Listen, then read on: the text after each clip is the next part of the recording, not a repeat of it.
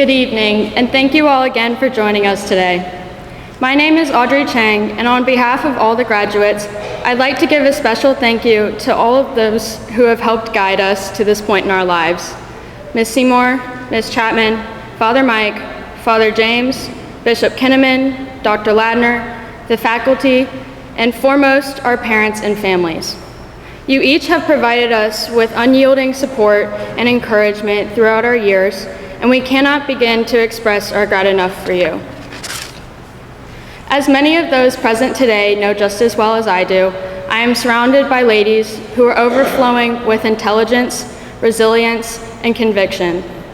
These past 6 years, we have learned to cooperate in our ambitions and strong wills in and out of the classroom as the reigning champions of field day and the hardest working students, club members, and athletes we could be. At our farewell mass, Father Mike mentioned in his homily that we choose who we are to be when we look in the mirror. And on our first day of school together, the morning before that scary first lunch in 7th grade, when we were not all friends and we didn't love this school yet, each of us looked in the mirror and decided to be something or someone at OLA. When I looked in the mirror that morning of August of 2017, I told myself that I would be a friend. So that first week of school, I spent a lunch period at almost every different 7th grade lunch table. I asked for the phone numbers of almost every classmate I hadn't known before, and I took terrible contact pictures that are still on my phone today and will continue to be.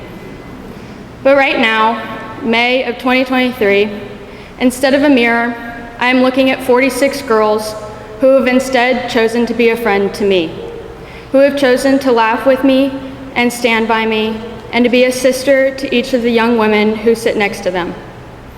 When you look in the mirror in your future, hear Audrey Hepburn's words: forgive quickly, love truly, laugh uncontrollably, and never regret anything that made you smile. Bring with you the memories we have made together into your future. Look back and don't regret. Look forward and don't regret. And tomorrow, smile in the mirror and see that the future that God will lead us to is bright and long and filled with the potential to choose our own selves without regret. The women that we look up to in our school have shown me that God gives us so many roles in our lives, each with an opportunity for God's grace. Right now, we are daughters, granddaughters, sisters, though not me, athletes, students, volunteers, and parishioners. But in the future, we will look in the mirror and see wives, mothers, leaders, nurses, engineers, lawyers, teachers, and role models ourselves.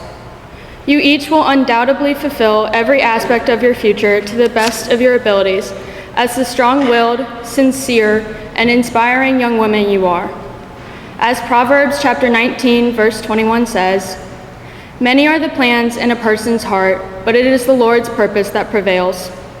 And we all have many, many, many plans for our future. But I ask you to do something that I know is difficult.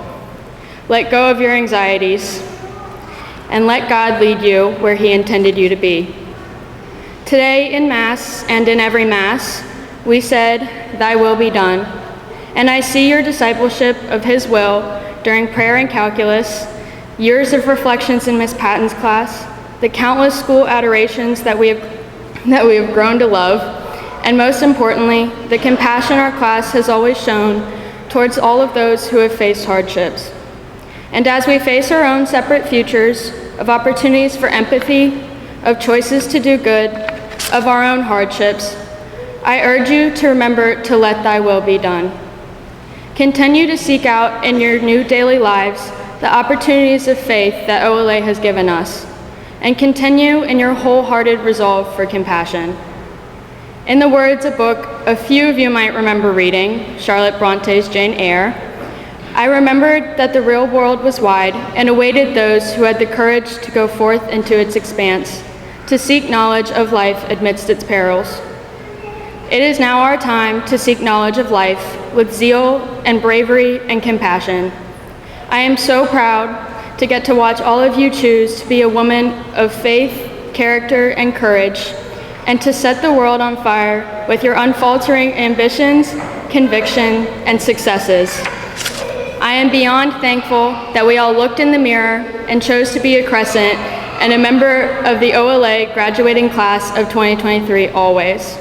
And I am honored to walk out those church doors tonight beside the 46 sisters I never had, as it is our turn to go forth into the real world.